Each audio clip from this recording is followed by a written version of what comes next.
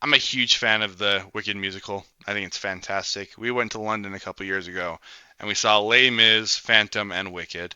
And if you would have asked me what my favorite was, I would have no way said Wicked would be my favorite. Um, Everything about it is just enjoyable. It's magical. It's one of the few things that I've ever seen where it has a so much hype behind it, but I actually think it deserves that hype. So I was very excited for the movie. I that Ariana has a wonderful voice when she chooses to sing instead of her doing her pop crap, and I knew she was going to do a really good job. The girl who does Elphaba is a very, very, very talented singer. She does Harriet, the movie, which, if you haven't seen, is also fantastic, and she sings in it. She's wonderful. They did a wonderful job with this show, more than I expected it to be good. They added a couple different things, and when I was watching the stage musical, I was like, everything about that is so good, but they're missing one of the main characters. Um, he's the prince who they're both of the girls are kind of in love with. He There's a song where it's I'm not that girl. I wish I could be, but I'm not that girl. And it's sung two different times.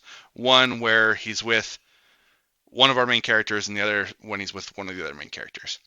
But he switches to Elphaba, who is a very straight laced, high student kind of a person.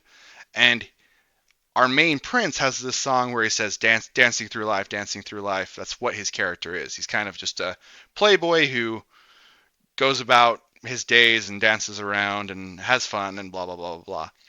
But then all of a sudden, he wants to be with Elphaba, who is not this type of character at all, and he wants to be a better person, but they don't show that in the musical at all.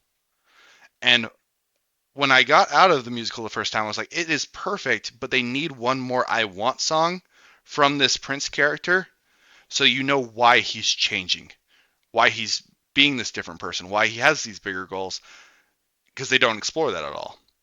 In the movie, they have a scene where they actually explore that a little bit.